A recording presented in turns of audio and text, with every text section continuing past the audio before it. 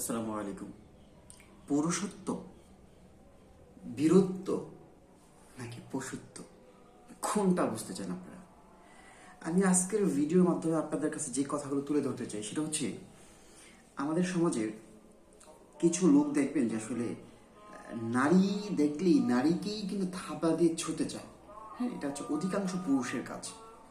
তো আমি যেটা বলতে চাই, আমি ব্যক্তিগতভাবে আমি বলতে চাই যে ভাই, একটা নারীকে স্পর্শ করলেই নারীকে ছোঁয়া যায় না। ধর্ষণ করা যায়, একটা নারীকে ধর্ষণ করা যায়, কিন্তু নারীকে তো ছুঁতে পারে সেই ব্যক্তি যে নারীর মনকে ছুঁয়েছে। কবির ভাষায় বলতে গেলে যে নারীকে ছোঁয়া কি এত সোজা? নারীকে ছোঁয়াও সোজা না, নারীকে বোঝাও এত সোজা না। নারীর 16 কলার কয় কলা দেখছো তোমরা পুরুষ জাতি? দেখো নাই। আমি দেখেছি অনেকগুলো কলা, সেটা বলবো না কয় কলা।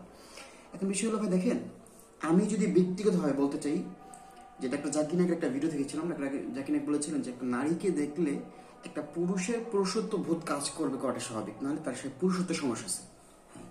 আমি ডাক্তার জাকির নায়কের সাথে একমত হয়ে বলতে চাই যে যে কোনো একটা মেয়েকে দেখলে আমি আলামিনার ভিতরেও একটা ফিল কাজ করাটা স্বাভাবিক, যদি সে মেয়েটা সুন্দরী হয়, সেক্সি হয়, স্মার্ট হয়। আমার মতো প্রত্যেকটা পুরুষের ভিতরেই পুরুষত্ব কাজ করাটাই স্বাভাবিক, যে কোনো মেয়েকে দেখলে। কিন্তু ভাই, এই পুরুষত্ব তো তার নিজের ভিতরে দমিয়ে রাখা, এটা ছিল তার পুরুষত্ব, সঠিক পুরুষত্ব। এখন একটা মেয়েকে রাস্তায় দেখলে কিংবা ঘরের ভিতরে অন্ধকারে দেখলেই যে মেয়ের উপর ঝাঁপিয়ে হায়নার মতো পড়তে হবে, এটা কিন্তু পুরুষত্ব না, এটা কিন্তু কোনো বীরত্ব না, এটা হচ্ছে কি পশুত্ব। মানে আপনি আপনার ভিতরের পশুটাকে জাগ্রত করে হায়নার মতো একটা মানুষের ঝাঁপিয়ে পড়লেন।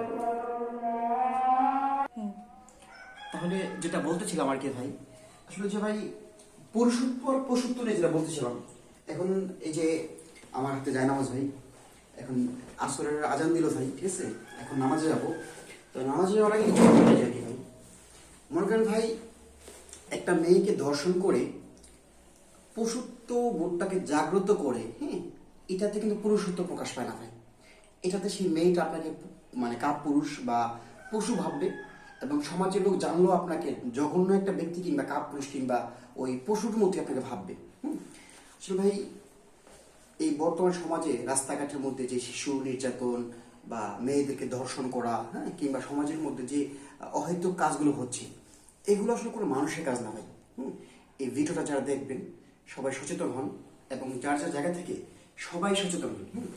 আমি ভাই দুইটা কারণে একদম, আমি আসলে আগে থেকে আসলে ভাই কখনই কোনো মেয়ের পর আমি কখনই ঝাঁপিয়ে পড়ি নাই, কিংবা আমার লাইফে আমার পরিচিত মহলের কোনো একটা মেয়ে আজ পর্যন্ত আমার সামনে এসে বলতে পারে যে আমি কোনো মেয়ের লাইফ নষ্ট করেছি, কোনো মেয়েকে ধর্ষণ করেছি, কোনো মেয়েকে ফুসলা বাসা থেকে বের করে কোনো মেয়েকে নিয়ে গেছি।